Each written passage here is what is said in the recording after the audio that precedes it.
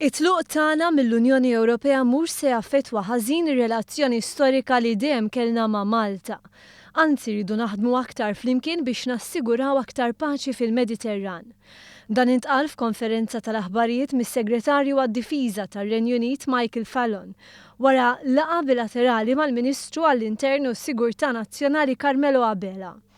Is-Segretarju għad-Difiża mela ċara li minkejja Brexit, ir-Renju Unit tfadallu perjodu mhux ħażin biex joħroġ mill-Unjoni Ewropea huwa fl-obbligu tiegħu li jkompli jaħdem ma' pajjiżi bħal Malta, speċjalment fil-ġlieda kontra terrorizmu u l-istabilità fil-Libja.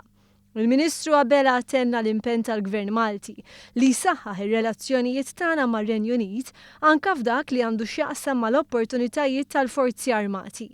Fil-fatt fis-snin riċenti 28 soldat mill-Forzi Armati benefikaw minn opportunitajiet biex jistudjaw f'kulleġġi navali Ingliżi, dan biex ikollna armata li tkun preparata, speċjalment fit-tensjonijiet fil-Mediterran.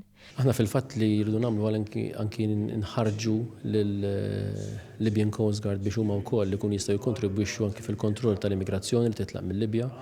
U naturalment biex kemm jista' jkun inkomplu ġdida tagħna mhux biss tagħna bħala Malta ma tagħna bħala komunità internazzjonali fejn għandu x'jaqsam it-terrorizmu. Allura kull pass li nagħmlu flimkien u kull taħriġ li jsir u kull inizjattiva li tittieħed f'din id-direzzjoni biex ikollna aktar kontroll tal-immigrazzjoni u għandna anki nsaħħu ġdida tagħna b'mod internazzjonali lit-terrorizmu. Il-Ministru qal kif wasal iż-żmien li l-Ewropa jkollha politika komuni għall-ażil u se jkun fidejn pajjiżna li jindirizza din is-sitwazzjoni fl-ewwel xhur tas-sena d-dieħla meta jieħu fidejn il-Presidenza tal-Unjoni Ewropea.